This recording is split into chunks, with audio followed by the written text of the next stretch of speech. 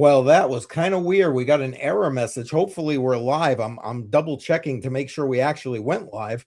I'm checking right now. It looks like we did. Okay. I believe That we're was live. a rough start. Oh yeah. Okay, I'm seeing us live, so I'll take it. Oh man. Well, welcome everybody. Appreciate everybody being here. And yeah, you know the drill. Like, sub, share. You know it.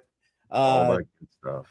Yes, we got a special guest tonight, but Jar's gonna introduce him, and then we'll just kind of get right into it here because we started a few minutes late. So once again, we have our favorite friend over here, Joël Valenzuela from Dash. You want to bring him on board? There we go. Welcome. Hey, how's it going? Good. How are you? Pretty good. It hasn't been too long, just like maybe a few weeks. Yeah, but happening. You know me, and I'm Mr. Anyone, Anytime, Anywhere. So yeah, you're definitely a hardworking man. Yeah, always whenever things pop off, I'm always there for that. And today, of course, is a special time. In the spirit of plurality, I'm wearing a Zano shirt. Oh, nice, folks! They're very cool people. Beautiful. And we're going to be talking about, of course, Dash, but also Zcash tech. So it just kind of feels appropriate to see how everything's all kind of uniting now. Very divisive crypto world, but now things are getting much better, I feel. Definitely. So a lot of integrations that are happening right now. Is everything live with Zcash with the implementation of that, or how are we looking right? So let me sort of give the background story, the brief information as far as I'll get into the technical details of what this means and all that later, but just as far as like, so last week, 2 weeks, whatever, week and a half ago, I was in Mexico City for Monerotopia, which is a Monero conference that is much more open, and it's not like a maxi conference. So there's lots of other people there. I was giving a talk on Saturday, again, a week before this Saturday. And I happened to wake up early in the morning, just randomly, and I checked my messages, and I got our lead dev saying, "Hey, guess what? I figured out how to make this stuff work." And I'm like, "Oh my gosh, that is huge." And so I went and like quickly edited my slides. I'm like 7 in the morning fixing my slides up for that day so I could give a teaser. And then, of course, it's like, well, that's this Thursday. We're going to officially unveil a demo, like a working demo. And I'm like, wow. So from Saturday to Thursday, I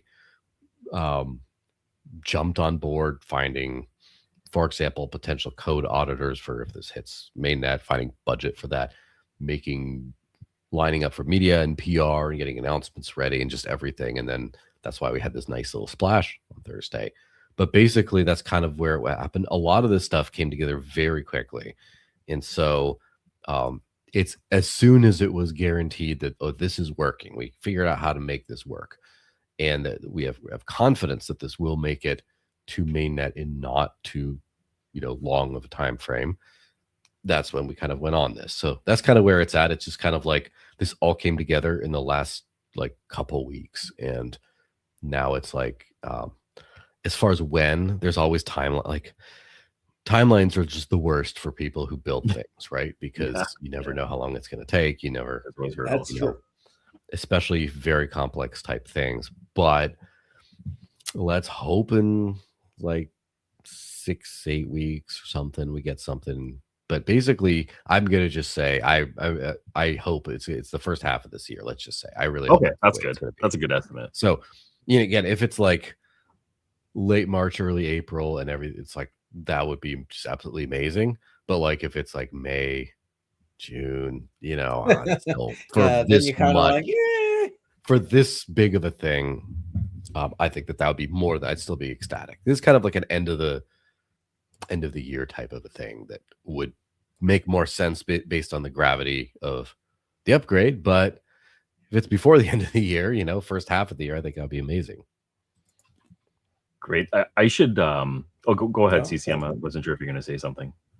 Oh no, I was just gonna agree with what he's saying. It would be good to get it like bam and right out there. So go ahead, Jar, put whatever. Yeah, no, well, people are probably talking, wondering what we're talking about, because I heard he just jumped into the question, but I didn't actually bring up the article, which is this right over here. It's the integration of Zcash, Orchid Privacy. Now, this is a side chain. Is that correct? This is Yeah. So let me sort of explain how, as far as like the Dash architecture, right? Dash, right. a proof of work mined, loosely Bitcoin based network. It's been here for 12 years. The masternode system sits on top of it to add a bunch of extra features, but that's kind of what it is at its core. Now, a couple of years ago, the Evolution chain launched, which only resides with the masternode network. The special masternode is called EVA nodes, as it turns out. But basically, that's an entirely proof of stake chain that's run as a, I like to use the term enshrined side chain if you want to get technical, because it's a side chain, but it's also run by the same validators that have like shared security, etc., which is kind of a big thing. It's not like, well, this is the good secure chain and this is the terrible, more centralized, whatever. It's like parallel. So this second chain does a lot of more advanced experimental things, a lot of like writing data and tokens and all this kind of stuff. And so that's the one that's getting an Orchard based on the Zcash Orchard Tech shielded pool that basically will make like completely private credit transfers at first, which are, Dash on that chain, but also tokens next. So that's going to be the fun part. Right. So when I was reading about this, you're basically putting in a deposit of Dash and then you're minting tokens that will be used on the sidechain, and then you get credited back. Is that sort of the process that it's supposed to follow? Yeah, basically it's just trustless bridging of Dash from one chain to the other. So what happens is there's something called an asset lock where the coins get locked up and then they get created on the other side. And then in order to unlock them, you have to burn, destroy a certain amount, and then they're back on this side. So it's not like there's two different balances. It's one total balance of the under 19 million eventual limit of Dash, but then you could have some on this and some on the other side. And the bridging process works pretty fast. Like, I'm not sure about back to the core chain at least, but to the Evolution chain, it's like seconds. You just, because I've done it before, I've moved it to just top up my account to do data transfers and stuff like that. Okay. Excellent. And from a user perspective, will this integration do anything or change anything like interface related for the people who are already using Dash? Yes. So this is where like I guess the user experience magic has to be kind of built in. But it should be able to be where you have a wallet and you have your transparent balance or whatever, and you just click a button and it moves to the fully private balance, just like that. And back end, you're moving it to a different blockchain and into a private pool, but it's just pretty much that simple. You could go back and forth with just like one click and very quickly. There's a few like caveats and things like that as far as how soon some of the speed and efficiency of some of these features might be, but you should be able to just like bridge all in one transaction to where if you, let's just say you have someone who hasn't really, some merchant who just takes Dash and they haven't updated to recognize the other chain, you should be able to just bridge it in all one transaction. So in just like a few seconds, like 3 seconds or something, go from fully private to the fully transparent receiving, and you don't even have to know that there was any. All you see as like a merchant or whatever is just, it just came from this one weird address. I don't know what that is. Okay. And I probably should mention, because we are starting to get a couple of questions in the chat, and thank you to everybody in the chat, by the way. Welcome. Appreciate you being here. We kind of just jumped right into this episode before we even went out there and said hey to everybody. But we'll get to the questions. If you do have questions, go ahead and put them in. Even if we don't get to them right away, I'm starring them so we can definitely go back and get to those questions. So we will get to those questions, and thank you for all of those. Jar, speaking of questions, did you have another question you wanted to throw in there to kind of keep us moving along? Like I was just the upgrade itself. I just want to know if this is like a revenue generating upgrade for Dash, or is this purely on the privacy side because there's so much interest just in privacy alone? Yeah, that's true. Yeah, well, I mean, revenue is just what happens when people use your stuff, right? So hopefully this as a value add really brings a lot of people on board. And I know that privacy has always been a part of Dash. Um, Sometimes to leverage it to its full capacity, the previous tools have been maybe clunky or something like that, but this could hopefully make things work. Also, increasingly as we're starting to use other do data applications, other things on this other application chain, um, having no privacy or very little privacy on it has been maybe a barrier between making it like super serious as far as like, oh, I send you some credits or I make you a CCM token and send it to all my subscribers or whatever. And everyone can see that I sent to all you subscribers. And so that's not a big problem as long as it's fun. But if you're like, here, Right. I'm going to send you some shares in this company or whatever, and Yeah. that's not private, that starts to get a little sketchy. So Right. that's kind of what it does. I think that private tokens, I haven't done the market research specifically, but I'm pretty sure that we will have a lot of extra revenue use cases out of it because, for example, Xano, our friends over at Xano have a private token layer as well, kind of built more on the Monero tech.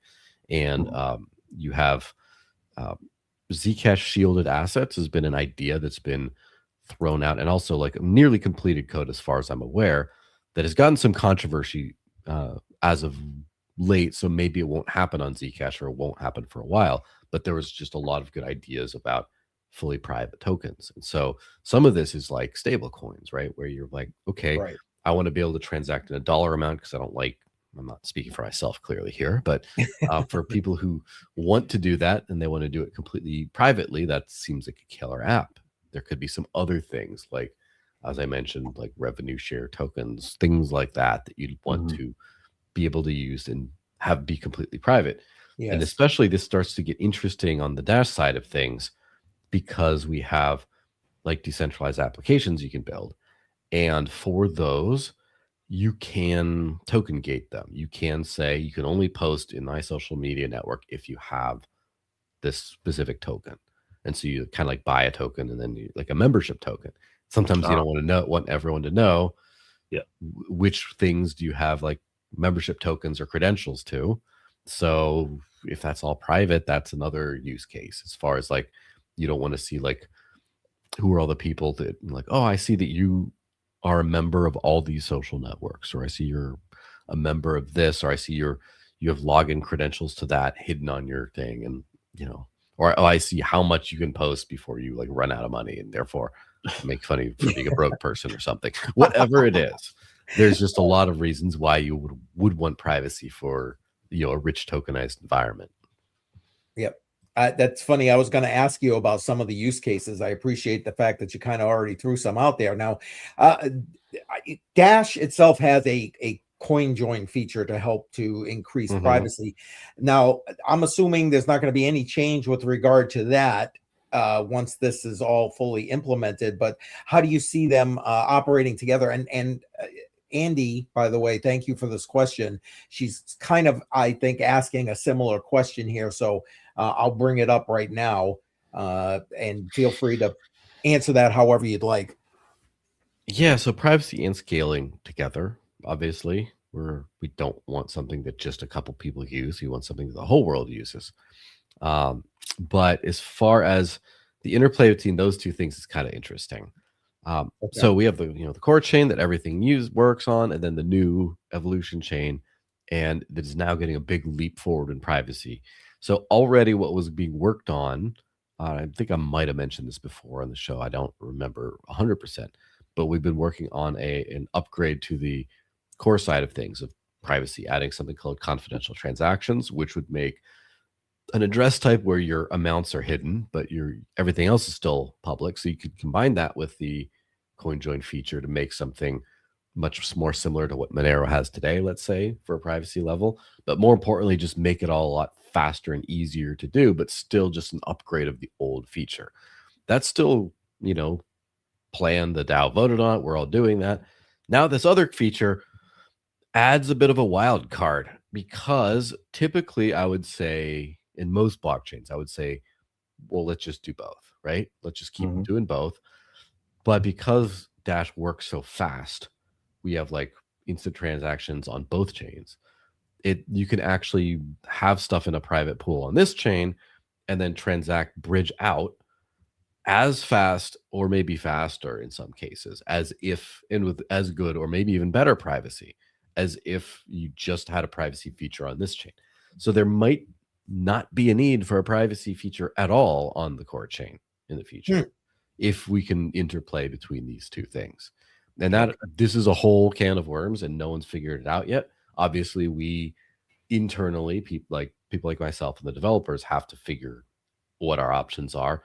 And ultimately, we would have to go to the DAO for an actual vote to say, hey, you voted to add this feature to improve Dash's privacy on the core chain. But this absolute madman of a developer built this crazy thing in a short amount of time that works better. What do we do?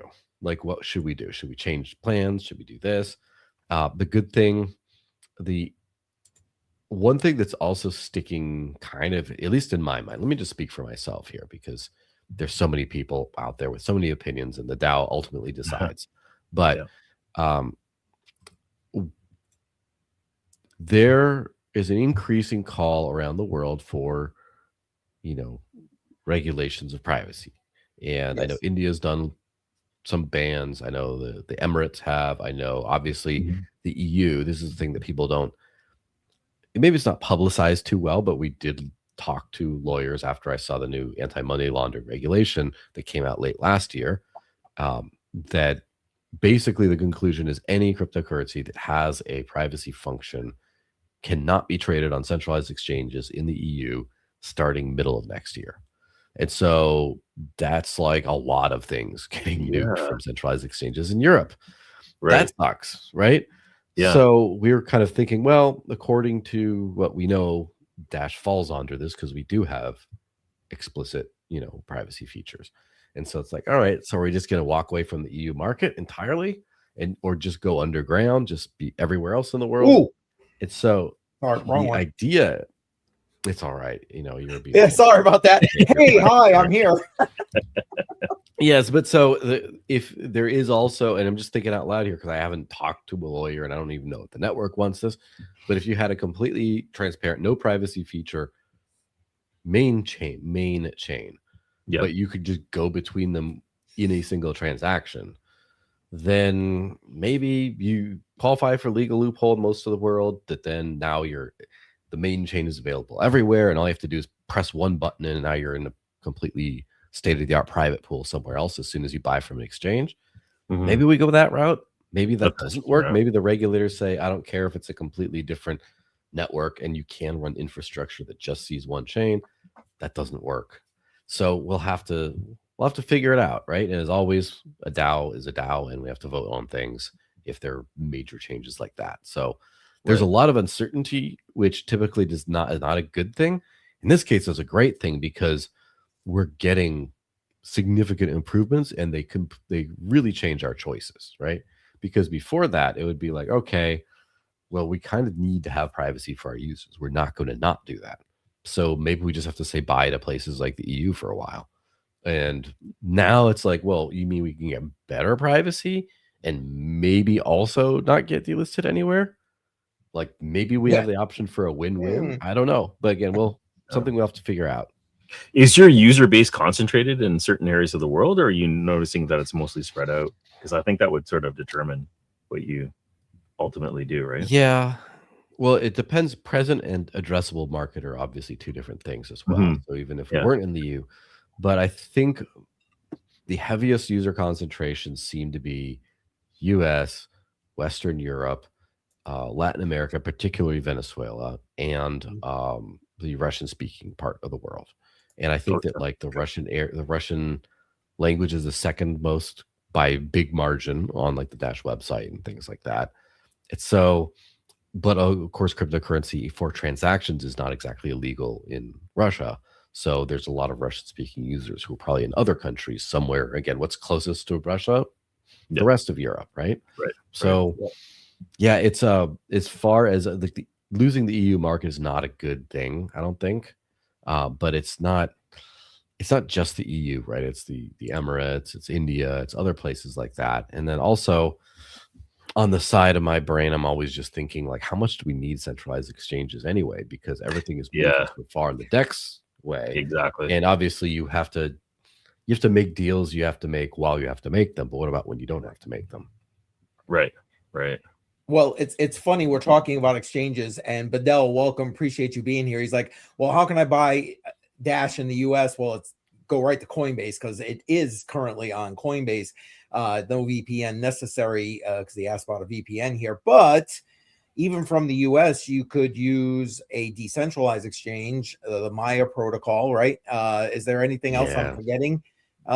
Joel, Well, there's anything nothing you're forgetting, but there's something that's going to be announced this week, and I'm just going to keep it quiet for that. But, Oh, so we should have had you on later in the week. Oh, well, basically, I'm just teasing a DEX integration that we should have gone live on Friday, but there was some like, oh yeah, we got to get this thing figured out ahead of time, but so it's just a matter of time.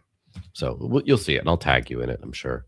yeah, please, absolutely. And Andy has a question, and it's kind of more related to Dash in general, asking about why did the fork from Litecoin, etc. And she followed that question up with, sorry. No, man, ask the questions. We don't mind the questions. And listen, we got the guy here that's going to answer it. So yeah. And no reason that it has to be a final question either. So this is like lore, right? This gets really into the whole like long-term history. First of all, Dash was forked from Litecoin in 2014, but really soon after, I don't remember when, I think it was that same year, was rebased off of Bitcoin, which is what Litecoin was forked from anyway. And the reason for this is Litecoin was not under active development. People don't forget that like Charlie Lee started it as a fun project, and then he just did other things. right. And he didn't come back to it till 2017. And then after he sold at the end of 2017, he kind of floated away. And now he's back being involved. So it was not an actively maintained code base. You cannot base after that. So basically it was like Litecoin, oh, let's, we want something that's like faster and faster block times and things like that. So let's just start with this as a base. But then it didn't end up working out. So even though Dash does have faster at its root block times, it hasn't been based off of Litecoin in like almost 12 years at this point. So there's that. Now, as far as Kyle, I don't remember. I wonder if Kyle is Internet Ape, but there was two founders of Dash. It was Evan Duffield and this guy called Internet Ape. I think his name might have been Kyle. He left 2014 or 15. Like really, this is before my time. He left like way early on. Okay. Evan ended up, it wasn't a fast exit, right? So in 2017, he stepped down as like the head of the core team and started doing some research on some project he called Dash Labs for a few years and stuff like that. And since then, he's sort of, just, I would say, retired, right? He just floated off and did his own thing. And I still hear from him now and again. Like I think I heard from him last year, and but he's kind of doing other things. So yeah, that's a good thing for a project to survive a founder's departure. Most don't. I mean, think about it. Like one of the notable examples it has is Monero. I don't remember the name of Monero's founder, but he left pretty much right away. Key figurehead, Fluffy Pony, still semi-involved, but kind of not. He's sort of out. So great resilience there. But like Zcash, Zuko is still very involved. And then you got Litecoin without Charlie Lee. I don't know where they'd be, et cetera. And, Cardano, Hoskinson, just go down the list. And there's like a few like Bitcoin Cash that have been done pretty well without any founder involved. Although the founder actually kicked their founder out to form eCash. You're out. Take the door. That's funny. We got a few more questions jumping on in here. And Dash competitors. I don't know if he's meaning like direct competitors per se here, but I mean, if you're looking at it from the privacy aspect, I guess you got your Monero, your actual Zcash, whatever. But like to me, the way that Dash is structured, there's not really a direct competitor. I mean, again, correct me if I'm wrong. You know it better than I do. Yeah, it really depends on what you count as a competitor, and like this is something I do actively think about, right? Because I'm thinking about what are some, who are some people to copy if they're doing right things, who are some people to like stay Sure, ahead of, sure. etc. Um, there's first of all, there's two sides of Dash, as I mentioned, right? There's the Right. very well established digital cash side, and then there's the much less established, very nascent, like app side. The app side, it's hard to tell. I wouldn't like to say we have many competitors because we're not really fully up and like even though the network is up and running, we haven't like built out an app ecosystem that really works super well yet. Although I demoed Yapper and other things on here before, but I would say there's a few like ICP, for example, um, that do web type stuff pretty easily that you don't need a backend server to run and things like that. But uh, I would say kind of like that, era, like the maybe a Solana, right? Although Solana is an elephant, right? They're very well established. They're doing a lot. So like Yeah. kind of like in the Solana level of that, with notable differences. On the payment side, I would say it's kind of like the closest ones. Anything that's privacy and payments, especially both of those together, is the closest. So, for example, Xano is a very close competitor in some ways in that it's a hybrid model. It has privacy. It's getting into a lot of the same integrations. It has a private token system, which is much more similar to where we're going soon. The big difference with Xana, I would say, is from that perspective, other than being just a newer project, is also, as far as I know, they don't have any instant transaction finality features. But as far as like, a lot of similarities there. Same thing with something like, say, a Litecoin, right? Litecoin has some decent privacy features these days. They have a lot of adoption integrations, especially older ones. They're starting to pull ahead on a few things recently, but Litecoin kind of is the incumbent for payments. And, faster payments, cheaper payments, still takes a little while, but like Litecoin's kind of one of those things. Um, Zcash in some ways I would say is a competitor, but Zcash is making some, I don't know. It's as even though we're moving towards them by using their tech in some ways, they're also sort of moving further away in some ways. So you could say Monero is a great example, although Monero is very much more of a niche in terms of who uses it and why. And this like there's very little overlap in services and businesses that use like Dash and Monero typically. And so, but I would call that a competitor. Like those kinds of ones, I would say private, but like instant. You just don't have a lot of instant transaction competitors. Yeah. You have like Nano is great, but Nano is no privacy and is very stripped down, very simple. So Nano would be one of those. Pivx seems a lot like Dash. It's actually a fork of Dash, from my understanding, and has Zcash based privacy. Also is a proof of stake chain, although as I mentioned, part of Dash is. And also, as far as I know, still has instant transaction functionality, although I've had a hard time getting a super straight answer on that. But they're also like way down the totem pole in market cap. Firo is another one that uses a lot of Dash's tech, is very similar to Dash, also has some pretty advanced privacy, maybe not as advanced as we will soon, but historically more than Dash, but also it's finality for all that. So like these are kind of like the ones in, that technologically are kind of competitors. As far as ones I view as actual competitors, as far as like realistic, as far as not just on paper competitors, but actual, like I would say Litecoin, and I would say Xano's sort of the dark horse that's come out. And again, love those guys. We work very closely together, even though we're competitors, but I'm keeping an eye on them, right? And Zcash halfway, because Zcash there's still a lot that's academic in what they're pursuing, but those are like the core ones I'm looking like, how are they doing? How can I do better than them, kind of thing. Well, you just mentioned about business integration, and that was actually one of the questions that I had aside to ask you. There are businesses already accepting Dash, especially in your neck of the woods. How will this, if at all, affect them? businesses I'm talking about. I mean, the privacy stuff, Mm-hmm. it should not at all, right? Okay. It should be that everything, and that's the big thing is like we have a lot of cool stuff on the evolution chain, but very few apps and services are integrated to recognize it directly today. But we have all this amazing adoption on the main chain for years. And so the good thing is being able to just like flip a switch and you go from one to the other and you don't even need to see it. So if you have a fully private ecosystem, right? You have fully private pool, private funds, send privately between your friends, and then you're like, oh, I need to pay this thing at Walmart, and you hit a button, and it goes out, and so now everyone sees someone bridged to the core chain and sent this payment, and this is how much it was for, but they have no idea it was you.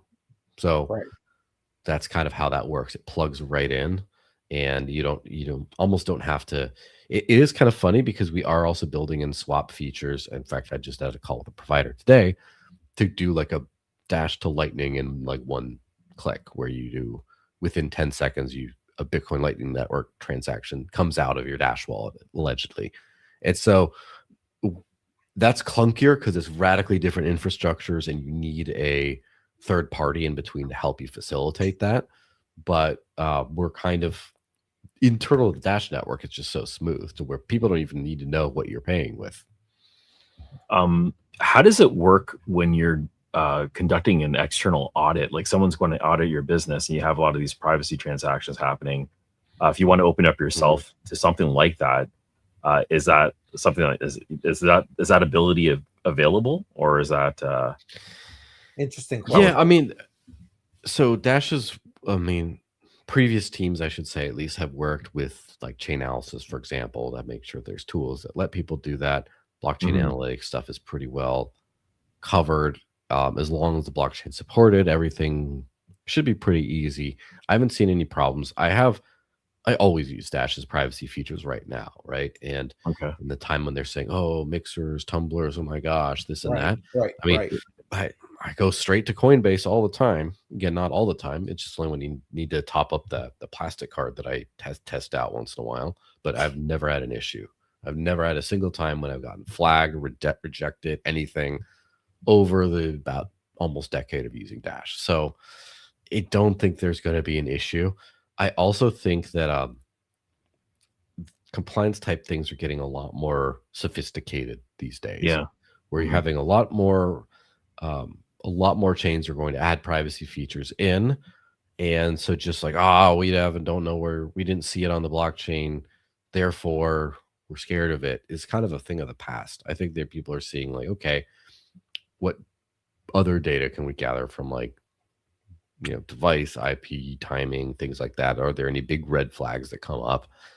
It should be fine. And like, it depends on everyone's risk profile, everyone's everything else. But for the most part, having privacy is not a cause for concern in today, I don't think. Although, we can ask the EU that. Well, that's funny. I was just about to bring Cameron's comment, and Cameron, welcome. Andrew. Yeah, they are toast. They really are, and he lists a bunch of others that are following, as well as Canada. I mean, you talk with so many people. What are you hearing from? I mean, again, I know you talked a lot about those areas like the EU, that kind of thing. What about Canada? Is that one of the areas you're getting a lot of like people saying, "Yo, we need some privacy up here in Canada"?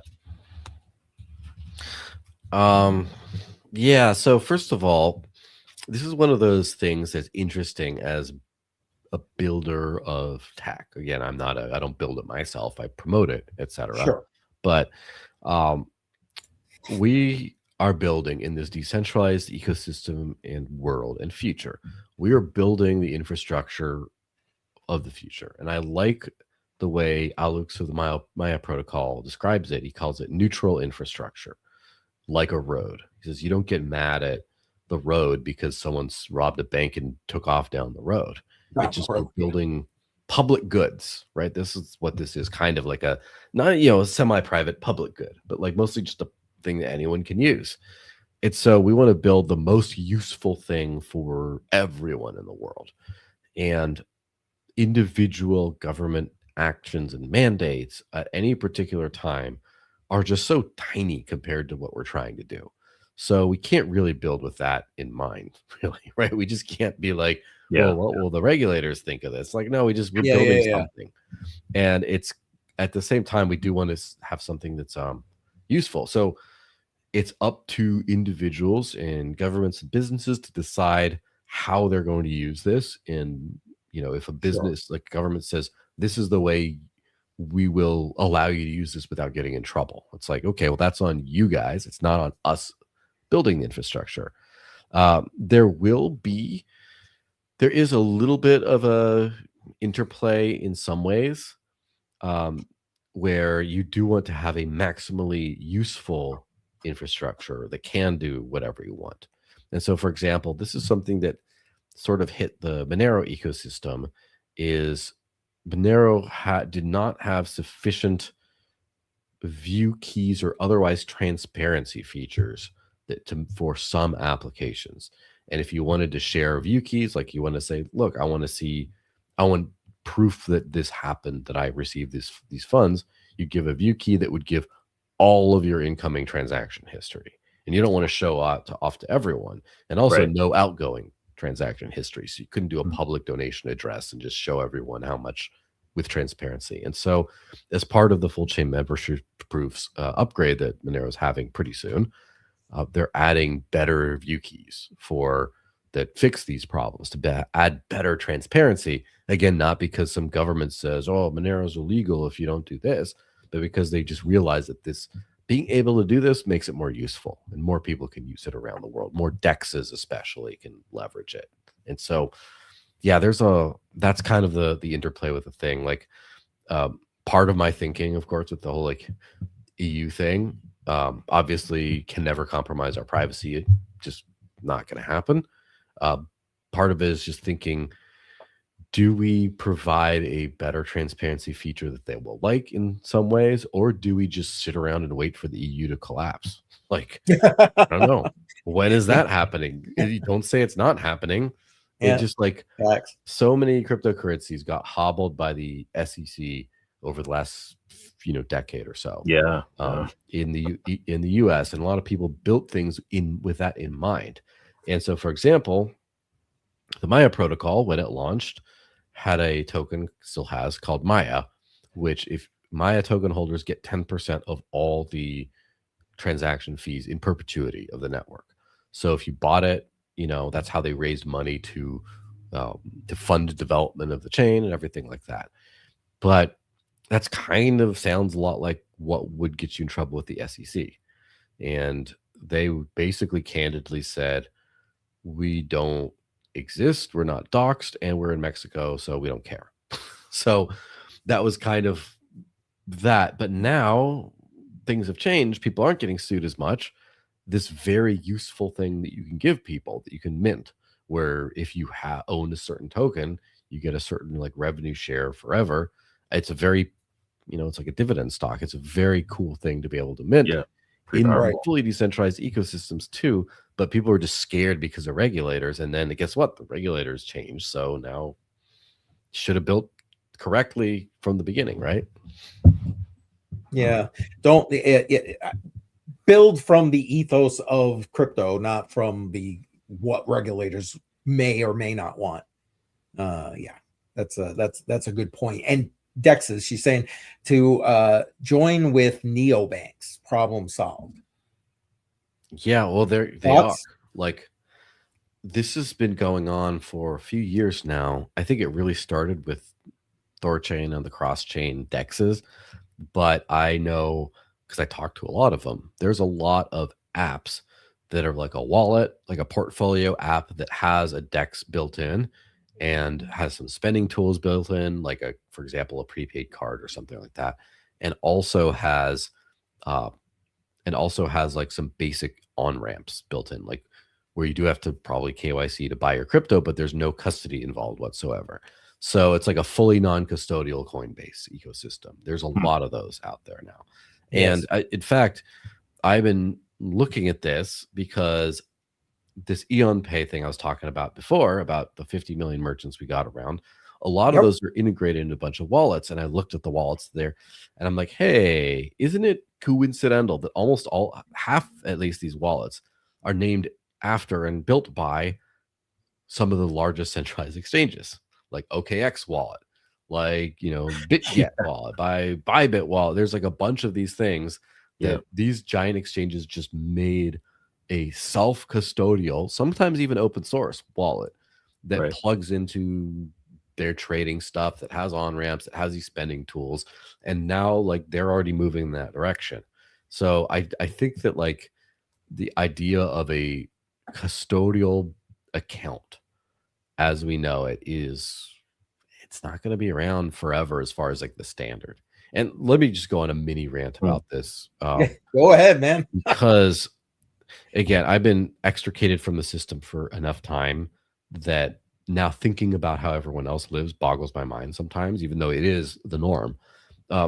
If you have a bank account in, let's just say the US, I'm sure Canada's 80% is awful, or maybe as awful, but I'm saying, I'm sure so it's pretty close. First of all, in order to use your money to get paid, to pay for anything, not just to safely store it, but to just use your money, you have to give it all to someone else.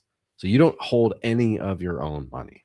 And more than that, you give it to an institution that can give you lip if you want it back.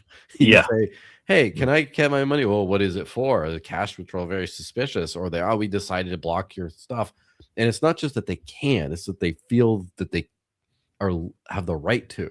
And at any given time, they just lease your own money. Again, they didn't give you this money, your money. And more than that, it's supposed to be a fractional reserve bank where they part of the idea of it is that they don't have your money. The entire point of a bank that has like a savings account is that they don't have your money. They have some of it. But since COVID in the US, since the C word, I don't know if you get demonetized anymore for that. That's all right. Whatever. But since the uncertain times in the US, banks have a 0% reserve requirement now. So it's not just fractional. It's like they don't have any money. As long as they service withdrawals or deposits or have good enough excuses to not give you your money in the time. Good enough. Like they don't have to have any money. It's insane. Like FTX collapsed because they were doing this at a smaller scale. Right. That they were just doing whatever with customer funds. And the fact that everyone has to do this in some countries, like in Europe, I believe you need a bank account. You can't not have one. It's like a basic ID thing. You need a bank account. Like the fact that this is like mandated is just pure lunacy, that you just can't. You have to be like a weird criminal or a boomer with stacks of paper in your basement or whatever. Like you have to live like an animal in order to have any kind of sovereignty. It's just wild to me. So the fact that crypto is moving people away from this model, I mean, it's great. Yeah. But it's also like the bare minimum. I think the fact that we're getting back to actually having money where we didn't have money before. It's just like, you'll own nothing and be happy. It's like, well, we'll actually own something for once. Yeah, facts. I'm just gonna I want to say thank you to Kevin. Welcome, by the way, and thanks for sharing this out. Appreciate you. And I wasn't gonna bring this up, but I figured he can't be the only person talking about price movement and action with regard to Dash, and the entire market is kind of moving around in the crapper right now. You know what I mean? So, but in my opinion, and Joel, I'll let you answer that or comment on that in a second. I see the current price level as being kind of like a base for this. Dash hasn't gone down much below this. And I think that is because it's getting a lot of use, or at least from what I can see. So please tell me whatever you got. Yeah. And obviously I have no idea for sure about anything, right? I can guess. And my guesses are, you kind of see this because of like the way prices tend to move. To me, there's like it's just like how much of it is cake and how much of it is like whipped cream on top, right? How much of it is like fluff. And I kind of feel like most crypto is like 98% fluff. and you see it because the fluff goes away really fast. And so what I care about the most, and I'll take the fluff because fluff pays some bills. It gets new integrations and things, right? I will take it when it has it. But as far as I'm aware, the price floor is where I like to see things, right? Where I want the floor to be higher. It's not raise the roof, raise the floor. So from my understanding, the floor is the real utilitarian market price as far as this is what the market's willing to pay for what it does, for the number of users, for everything else. Exactly. And so that's something you can fix and move up. And that's something where you have a certain amount of resilience where the price goes up and then free fall crash and then it just hits the floor, because that's where people start to actually need to use the stuff, right? There's a certain amount of, oh, I need it to buy for this. I needed to sell to provide liquidity for that exchange and this. And there's, there's utility there, and that just has that solid floor. And then when you see these astronomical spikes and things like that, that's speculation. And so we've seen this, for example, with like Zcash, right? Zcash was at its floor for a long time. Then you look at the transaction numbers, you see like that, and it's like, okay, that makes sense. And then a bunch of, I would say a lot of it deserved hype, but still hype nonetheless came in and just rocket ship just goes crazy to the moon. And then, some of that blows off, but, still doing pretty well. You look at Bitcoin, right? Bitcoin, from what, 125 to, what is it? Half of that today. Kind of did like a 50% dip in the last few months. And that's the big daddy at cryptos. Like there's a lot of fluff. And if you see people like Saylor ranting for more than 2 seconds, you realize where the fluff comes from. Like it's not rocket science that this is not like, oh yeah, everyone's pulling out their phone and paying with this stuff. It's like, no, it's a lot of number go up. So here's my expectation, right? I personally expect that this was the last pumpy cycle that we just went through, and it wasn't really that pumpy.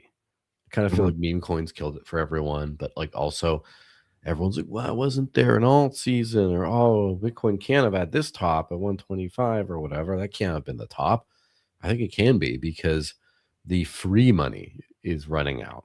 And I know a lot of projects are going to struggle. A lot of people are going to get laid off, all that kind of stuff. But I think that it's now like the total market cap and activity and everything of all crypto is going to keep going up, but it's not going to be like fluff. It's not going to be nothing. And so the thing that I'm sweating about every day a little bit is, how am I going to put users on chain? How am I going to get more people using this stuff? And I'm not sweating that much. Keep building better and better products. And, we're about to, we're within a couple weeks at least.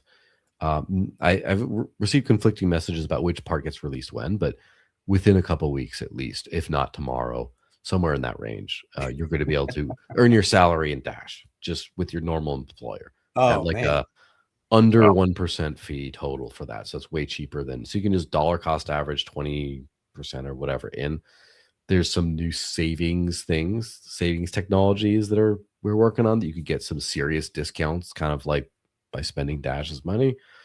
There's a lot of cool things. So I'm not worried, but I'm still like, it's just like if you have like an ultimate deadline by which you need to have your house clean before people come over. Even if you're like, even if you have plenty of time and you can do it, you still I got to get this done. And what we have to get done as a space, we have to get users in the next couple years. 5 years from now, you're not going to have ghost chains like, who's going to catch a stray today? Well, Cardano, let's just say.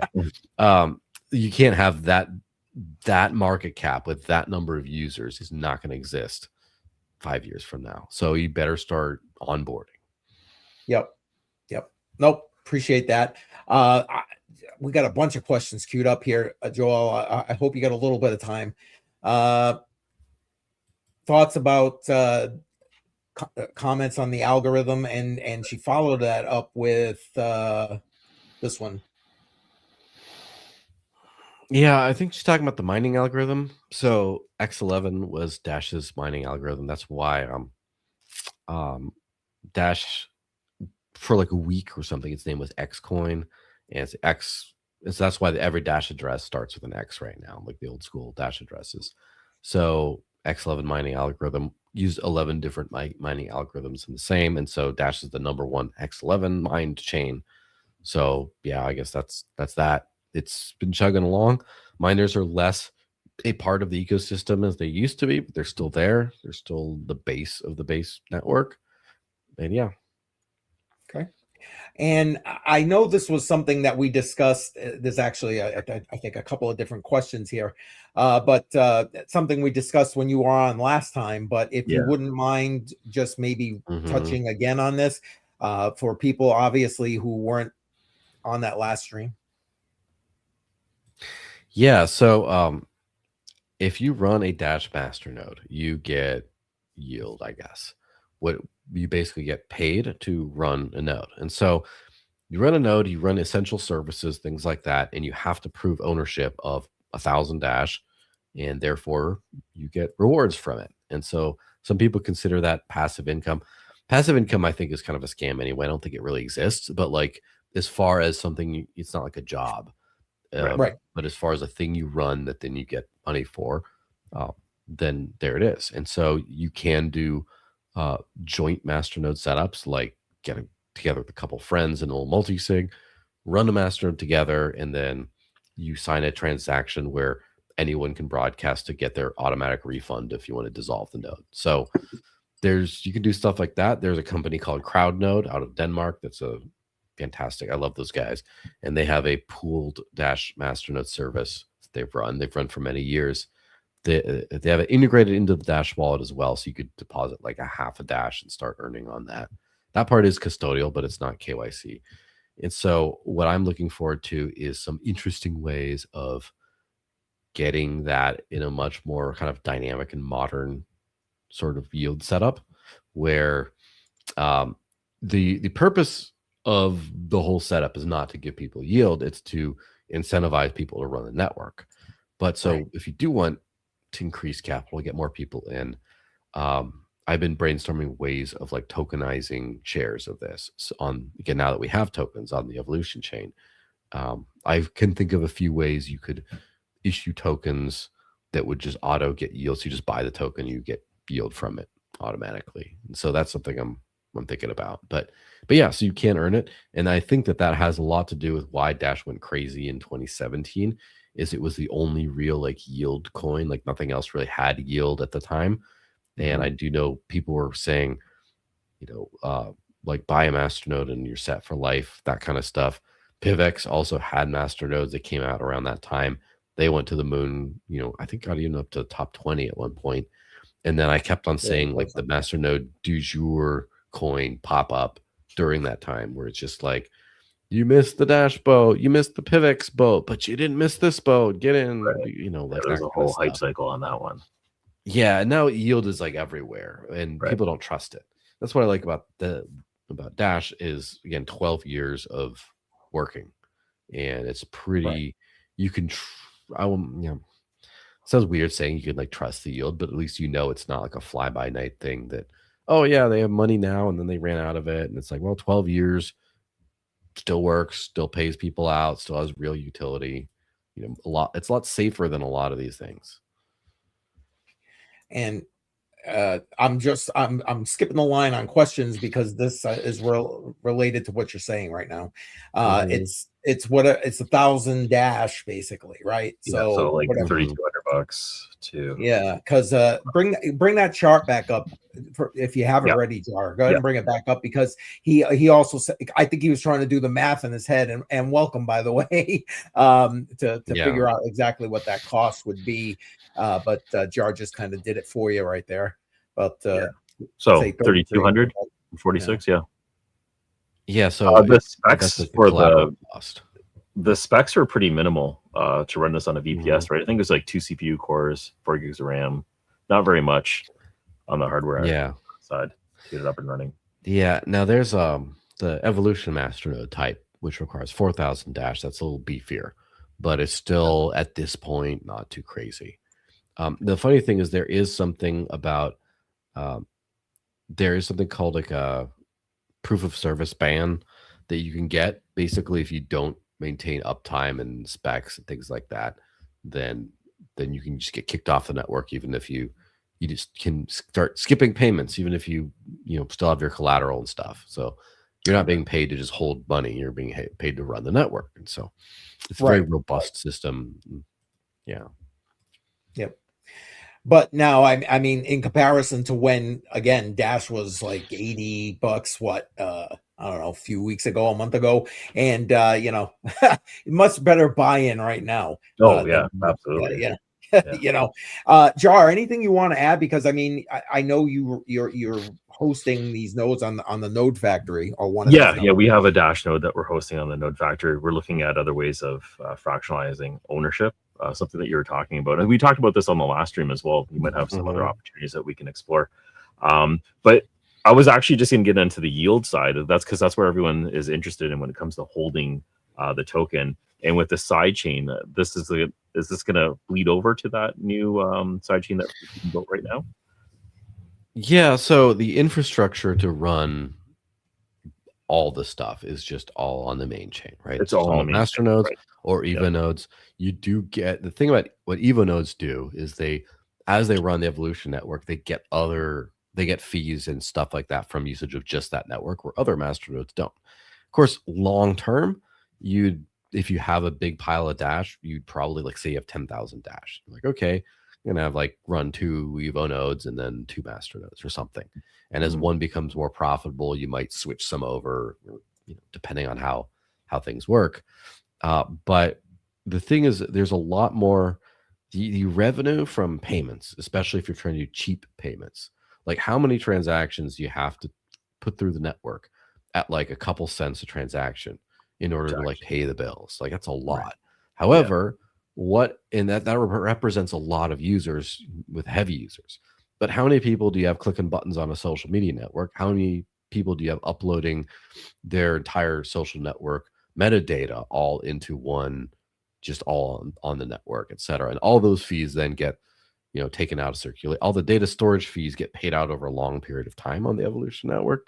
So that's kind of where all the money making I expect to happen, especially when you start using a lot of privacy. Now you have to send 2 transactions for a while, right? One on each chain, then both sides get paid, and then that's kind of where that goes. Now, where yield and stuff like that. So first of all, there's DEXs like the Maya protocol. You can provide liquidity in the Maya protocol pool, and you just put Dash in there, and you get part of the Dash. You get the Dash fees that go in there, right? So anytime you have like a lot of swaps, and we're integrating Maya swaps into the Dash wallets very soon, like within weeks, hopefully. So then anytime people go through that people who are staking Dash in the liquidity pool get some of that. When we get on other DEXs, the same thing will apply. We'll have internal things like that as well. One thing's for example, there's some interesting things you can do with Dash's token systems, such as make the contract owner pay for fees or be able to charge fees in tokens. So for example, if you minted a stable coin, you could charge like a flat fee of like 10 cents per transfer in the stable coin, and you actually pay the gas fees themselves. So therefore, any customer of yours, they don't have to have Dash. They just have the stable coin. They don't need any gas, and can just send it around. And then, okay, maybe that's a yield opportunity. Maybe that's interesting. Do something like that. There's a lot of those kinds of things that could be cool. What I would really love to do, as I mentioned, though, is find a way to tokenize evolution masternode shares and things like that. Like tokenize it so you could just buy and hold a token and you just auto accrue funds. It just puts it right. And then, so for example, a masternode, a pooled masternode company could just, this is the way I have it envisioned. I am pretty sure it's all technically feasible today. You could just, let's just say, run 12 masternodes and then mint 12,000 of like tokenized shares of this. And then anytime you get a payout, you auto send proportionally to Right. to you. You can all look it up on the network as far as all the addresses that hold this token, and proportional to how much they get, each of those addresses gets an auto payout. And so you just have a script that just auto pays out to those things as you go. And so then you just sell these tokens for like 1:1 ratio each. And so you can say keep 15% of the master rewards internally and then pay the rest out to the collateral holders. Yeah. And then it just goes. And if people say, I don't want to stake anymore, they just sell it. You don't have to care. It. They just sell tokens to someone else. Right. And an interesting thing too, this gets a little bit more in the weeds, but you could create a unified staking token. So then there's another Dash masternode operator who spins up, and they have 10 masternodes, and they want to use the same token that you do.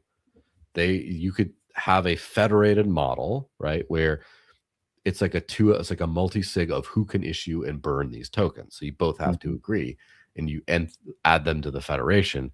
And so then you mint another 10, 10,000 tokens out there. And so now each time either of you guys do a payout, it goes kind of socializes it to the entire token base.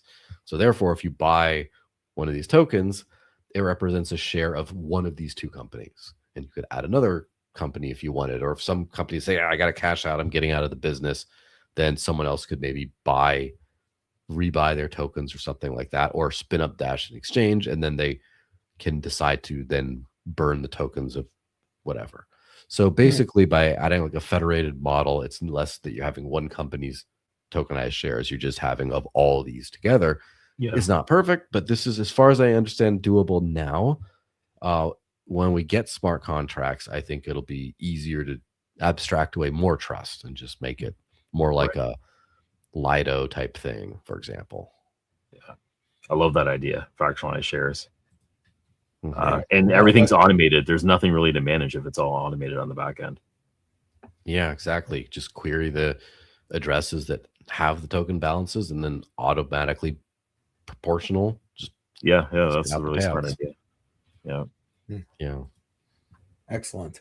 Oh, sorry. Did you have a question? I just threw this one up here. We're almost done. We're almost to the end. Yeah. Decentralized insurance protocol. Have we ever just? Yeah, that starts to get complicated, but sure. Funny enough, there is a company out of Brazil called 88i that the Dash Investment Foundation invested in that does micro insurance, and they have a pretty good business. So basically that means that you jump in an Uber ride, and then during the Uber ride you buy an insurance policy for just the ride, and then it's done when you're over. It's like a very tiny payment for it, right?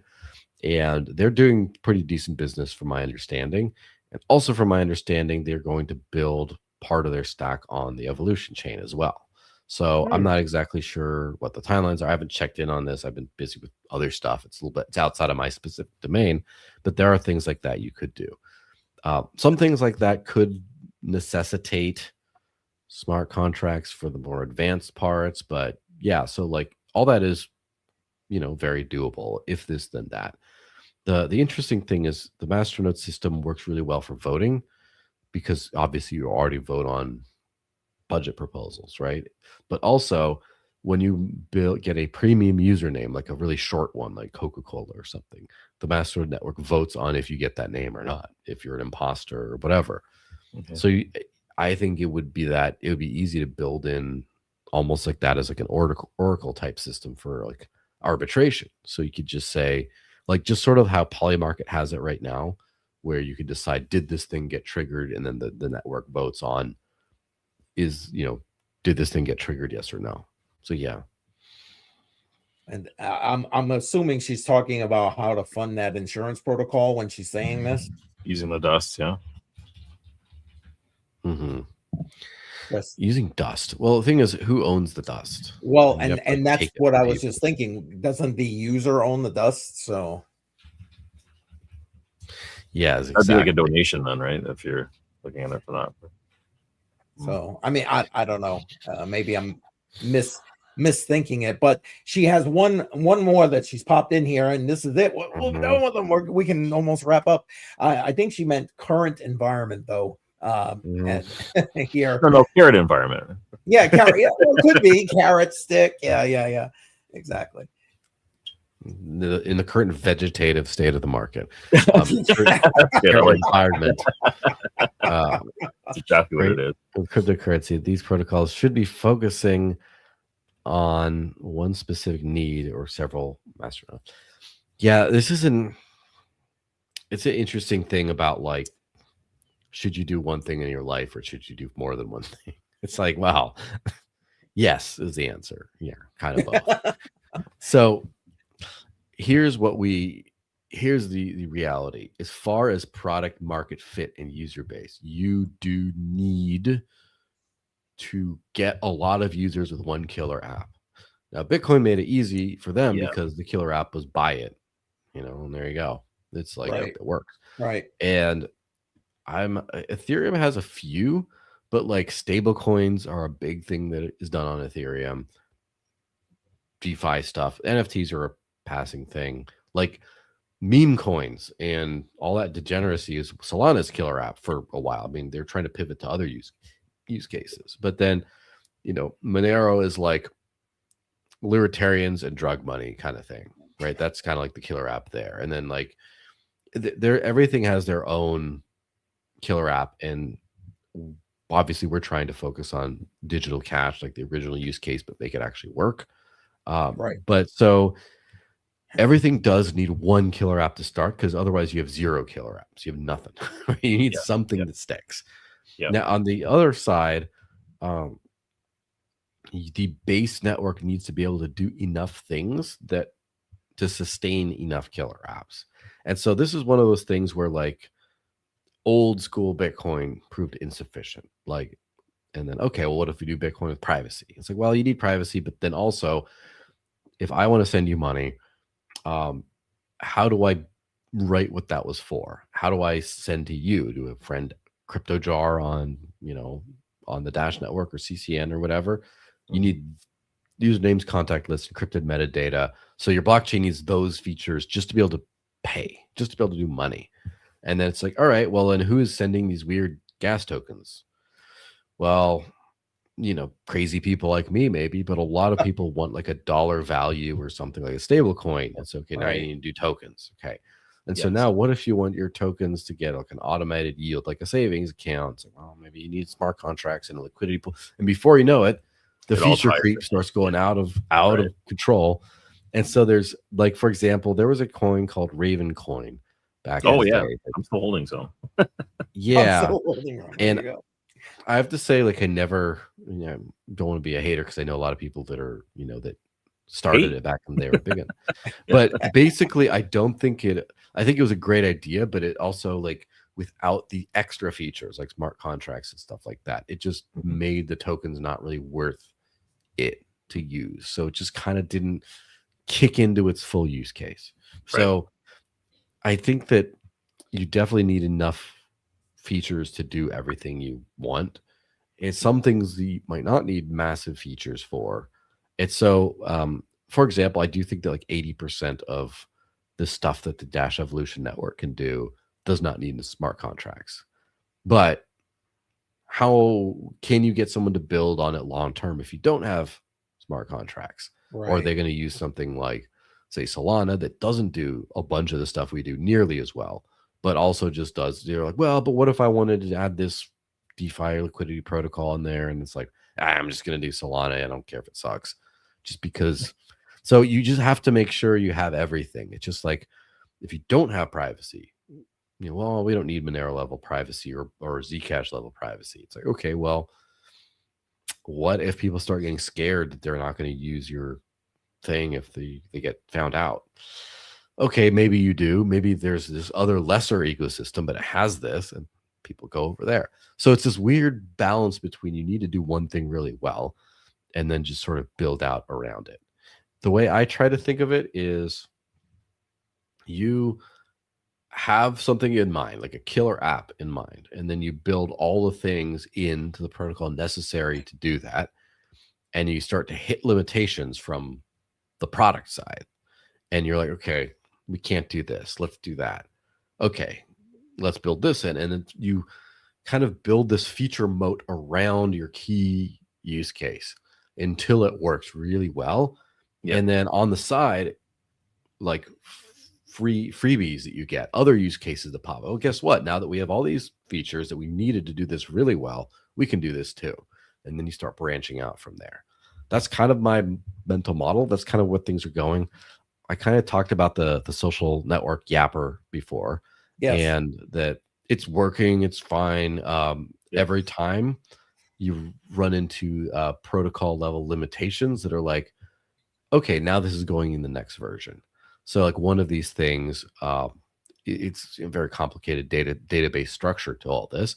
But one of the things that was missing is something called count trees, where it's basically a way to query the network and find like a total sum of things. So for example, if you wanted to sort posts by the most liked posts, that would be really annoying today, because you'd have to say, okay, compute all the one like. You have to process query each one individually up until, and then you add it together, and it'd just be super clunky. Whereas with count trees, my understanding is you could just say, what's the total number of actions on this thing, and just gets a very nice quick little proof, and you get it. So there's some things like that. It's like, okay, I want the app to be able to do this. The protocol doesn't support it yet. Let's tweak the protocol until it does, and then just keep doing until we have a couple of really well-oiled machines that are kind of running on this.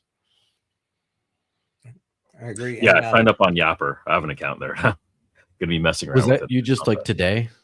Yeah, literally today. I saw someone called CryptoJar on there. I'm gonna have to. Me. Yeah. You know. That's who. Still testnet. That's who. There you go. It's just I also have I was making a Matrix Money account as well.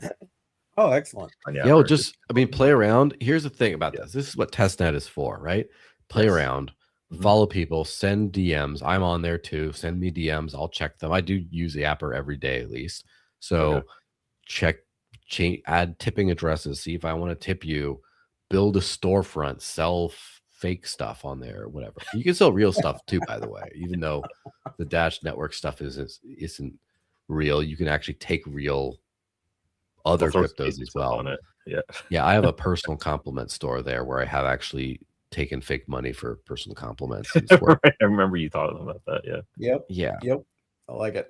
So yeah, you can just and also run into limitations and be like, this is what we need to make this stuff work, and then we'll get to that. Notifications are finally working, which is nice. Sweet. Yeah, block by block, it comes together. Definitely testing has everything to do with it. CCM, do we have any more questions, or is that did we run through them all? The only other question I was going to ask him. So what can we expect coming forward here, maybe in the next 6 to 12 months? But he's already telling us that maybe next week or the end of this week we may see some new things. So I don't know, Joel, if you want to maybe just kind of put something out there to wrap us up here with regard to things with Dash, whatever you want. The floor is yours. Well, before I get into all that stuff, just a quick bit of I guess business development, open sourcing a little bit. Sure. There for EVM protocols and other kind of those types of things, doesn't really matter as much. But for the old school, this is kind of a shout out to the old school networks of you need to get integrated into the Wallet Connect ecosystem. Everyone who has used a wallet before that does any Web3 stuff, there's a protocol built in there called Wallet Connect that basically lets you connect a random wallet, like MetaMask style, to an app. And so, for example, when connecting with DEX front ends and things like that, it really helps to be able to connect, and then you can swap for whatever. Dash is getting in here finally, and it's very important because also the next generation of payment protocols is leveraging stuff like Wallet Connect, where in the past, back in my day, when you wanted to use crypto to pay for something, it would just give you an address or a QR code that you could The first protocol was BIP21, where you scanned a QR code and it would enter the currency and the address and the amount all in one go. So you scan and just pulls all that into the wallet. That was like the super old school 2012 one. And then you have BIP70, which connects to a server and does anyway. The days of you being able to just go to a crypto checkout and then copy and paste an address or scan a QR code that just does the payment info is coming to a close. I think it's not going to be that common in the future. Everyone does connect your wallet for everything. And if you can't connect your wallet, you're going to be boxed out. So for the OGs, Wallet Connect is a great standard that helps that. And Wallet Connect is also a company that has like a payment thing that's getting into like Ingenico point of sale systems, for example, to be able to pay directly at some of these larger retailers. So that's just my freebie I'm throwing out there for anyone who deals with crypto protocols and like does what I do, kind of like, pay attention to that. So interesting. What's coming? That privacy. So we already covered the Orchard privacy thing this year. It's got to be this year, right? Hopefully the first half of the year, hopefully within the next 6-8 weeks. Let's see. Depend on how optimistic we get. So you're going to have that stuff like Yapper on mainnet and an ecosystem of apps that use the same stuff is going to start to come out this year as well. Crypto payroll around the world is like very, very soon. And a new DEX, there will be more in the future, I'm sure, but for one more new big one, a Dash to anything feature in the wallet where you can just send Dash to a Monero address, for example, or to Lightning or whatever. That's hopefully coming soon. Again, it depends on how much I want to abuse the poor wallet devs. And more payment integrations, including more ways to save. There is also going to be a Dash branded debit card that you will have soon. That's awesome. And that'll be fun. Unfortunately for the people that love privacy, probably will be KYC. So if you can go from Dash to balance on that in like 10 seconds anyway. So like, the risk is not that big. So there's a lot of that. And then what I just really need to do is push this to people, get everyone using it. And we have the next 4 years, let's just say, right? Or let's just say this is the first of the bear years. Next is another bear year. 28, 29 are the bull years, historically speaking. This is the time frame we have to get things ready for mass adoption because it's coming. It's coming fast, and I'm seeing all the companies under the surface that are starting to turn on, make the partnerships, get crypto payments in. Right. It's all happening now. So we're going to get there. So what we need to do is really get all the best tech out there as fast as we can. So we're not dealing with some crappy CBDC stablecoin thing and that's it. We need to get ready for that. And also our crypto protocols that we like need to start getting some fees on chain or they're going to go broke and no one's going to use it and your bags go to zero. So it's a short time frame, just a few years before everything's going to have to print massive revenue on chain or just go bankrupt. So get moving. Like this, do or die. See these extra grays popping into the beer and stuff. Like, that's what it is. Do or die. Yeah. It's the do or die time. Yep, absolutely. Listen, I've been doing an entire series called Crypto Mindset Minutes, and at the end, I put a your move section in there, which tells people, okay, what can you do? And every single one I've been putting in about utilizing Dash, specifically Dash. I talk Bitcoin, obviously, but you want to use it. To use it, that's the one. And I'm going to keep doing that. I know it's not, going to tons of people right now, but I'm hoping, as you said, as we get to this mass adoption, that more and more people are going to see it. So, yeah, and that's another thing. Again, could be another hour, but we can probably just wrap it up. But I'm going to tease something, I guess, is one of the biggest problems with crypto before we get the masses on it is self-custody, is how to do it safely in a recoverable way. I mean, one of the big things is there's 3 big problems, right? And one is it's just a pain in the ass to back up because you got to write down the stuff, and it's just being able to back it up. There are some tools like Ledger and OneKey sell these NFC cards that will just auto populate your private keys into something. So if you lose your phone, you just tap it and it gets it back in. That's one. 2, you need some sort of a 2FA type thing where you don't just have all your key access on one app where if someone takes your phone, they can spend all your money.